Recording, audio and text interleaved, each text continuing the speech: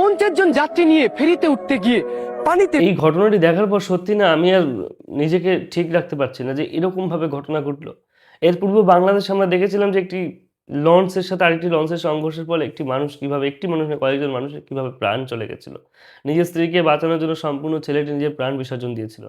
এরপর আবার দেখলাম লঞ্চের ফেরিঘাটে যেখানে কয়েকজন যাত্রী নেমে নিচে বিড়ি খাচ্ছিল, কেউ চা খাচ্ছিল, কেউ পান খাচ্ছিল। তার মধ্যেই তার সেই গাড়িতে বসে থাকা প্রায় 50 জন যাত্রী গাড়িতে বসেছিল।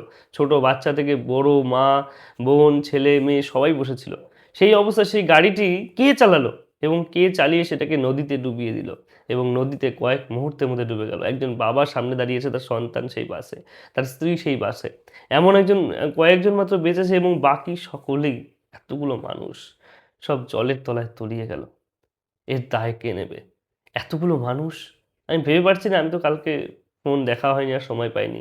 কিন্তু সকালবেলা উঠে যখন ফোন অন করি দেখি এইরকম ভিডিও।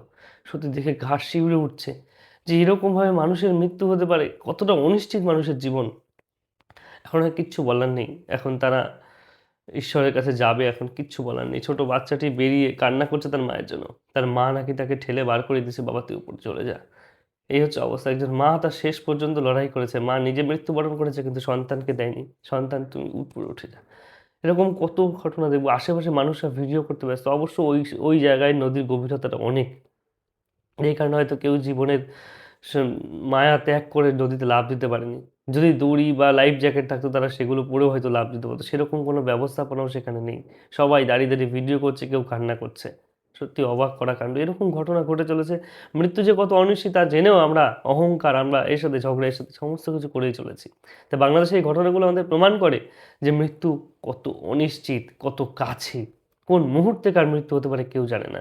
যারা নেমে চা, বিড়ি, সিগারেট খাচ্ছিল তারাই বেঁচে গেল। যারা ভেতরে থাকলো, আরাম করলো, তারা কোন এক যমদূত এসে তাদেরকে নিয়ে চলে গেল জলের তলায়। সারা জীবনের মতো বিদায় হয়ে গেল। যাই হোক আর কি বলব? খারাপ লাগছে, খুবই খারাপ লাগছে। তাদের জন্য সমবেদনা ছাড়া আর কিছুই বলতে পারি না।